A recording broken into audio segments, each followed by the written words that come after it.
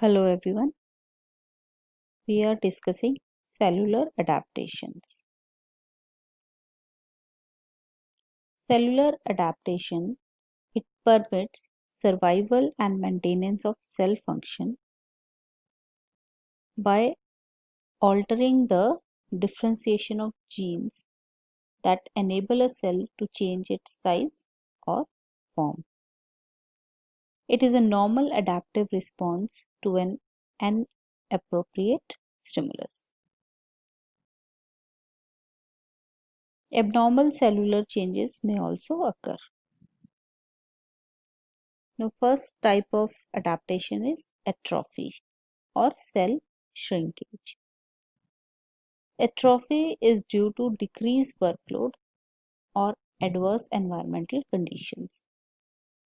It is an adaptive and reversible process.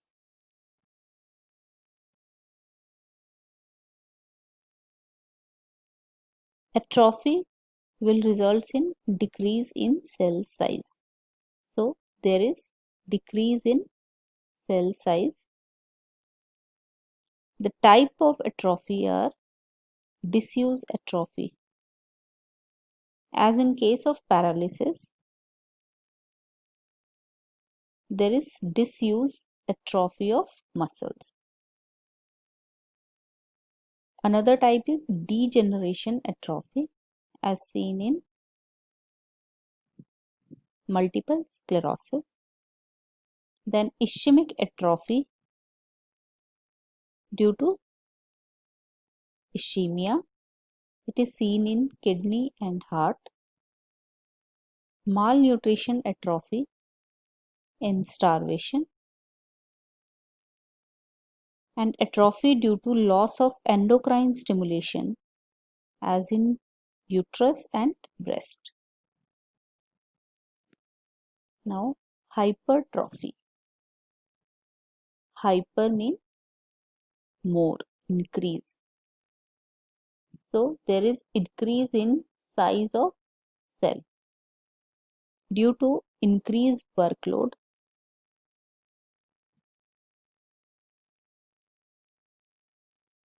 it will result in an increase in tissue mass.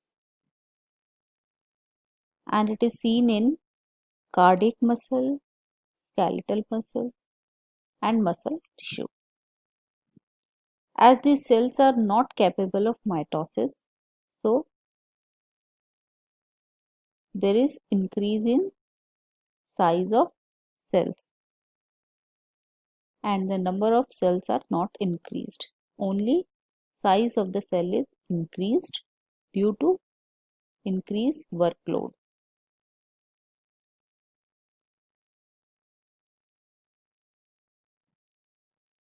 This picture is depicting muscular hypertrophy, skeletal muscle hypertrophy in bodybuilders. Another example of hypertrophy is cardiac muscle hypertrophy. It is a pathological response as in myocardial hypertrophy from hypertension or any valvular disease. So left ventricular hypertrophy is pathological example of hypertrophy resulting in increase in size of heart due to increased workload caused by hypertension. So in this picture you are seeing the wall of heart is thickened as compared to normal. Myocardial cells are enlarged due to increased workload of pumping. Third type of adaptation is hyperplasia. There is increase in number of cells. It occurs due to a response from appropriate stimulus and ceases when stimuli is removed. Hyperplasia is restricted to cells capable of mitosis like epidermis, intestinal epithelium, and glandular tissue. So hyperplasia could be physiological or pathological. Physiological hyperplasia is seen in uterus and breast enlargement in pregnancy. So physiological example of hyperplasia is pregnancy. During pregnancy, the uterus and breast are enlarged. So physiological response. Hyperplasia is a physiological response and may occur along with hypertrophy. So if it occurs with hypertrophy, there is increase in cell size as well as number. Hyperplasia is important in wound healing. The non-physiological hyperplasia or pathological hyperplasia is seen in benign prostatic hypertrophy, and prostate gland is enlarged in elderly male. Endometrial hyperplasia due to hormone stimulation in females, and thyroid enlargement. These are pathological examples of hyperplasia: BPH, endometrial hyperplasia, thyroid enlargement. This picture is depicting warts due to epidermal hyperplasia. It is another example of hyperplasia.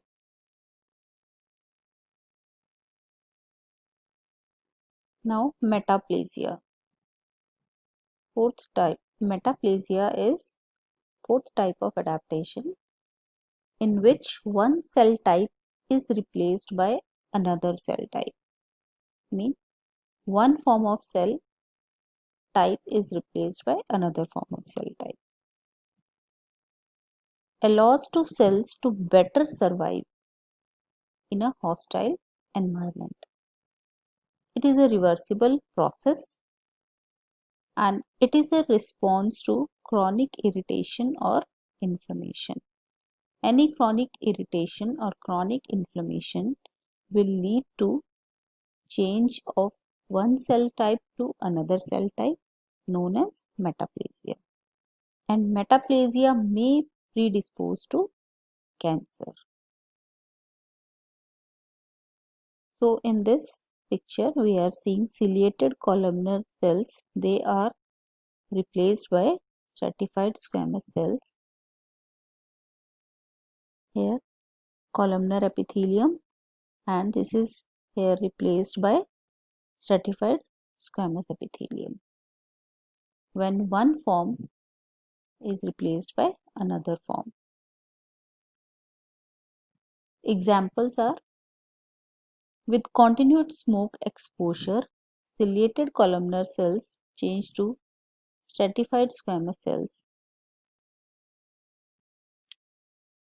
in respiratory tract, or the cervical cells change when exposed to HPV virus or STDs.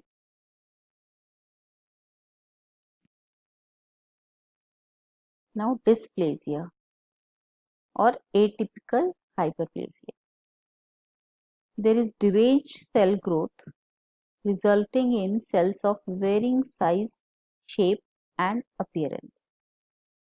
It may be associated with chronic irritation or inflammation and may be reversible if offending agent is removed.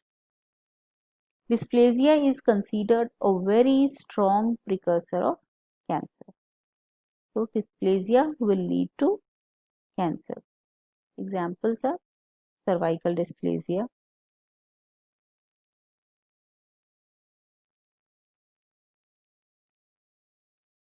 anaplasia. The cells differentiate to a more immature form. Malignant tumors are characterized by anaplastic cell growth. So the summary of cellular changes or cellular adaptation. Normal cell, when it has stimuli, any stimuli, it will change into another form, another cell type, or the cell size or number will increase for its better survival. So when change in cell size or number is hyperplasia. When number is increased, cell number is increased, it is known as hyperplasia. When cell size is increased, it is known as hypertrophy. This is the size of normal cell. When cell numbers are increased, it is hyperplasia. When cell size is increased, it is hypertrophy. And when cell size is decreased, it is atrophy. Change in cell type is metaplasia. And when different size and shape of cell is seen, it is dysplasia. Atypical hyperplasia is dysplasia. Then dysplasia will lead to neoplasia. Thank you.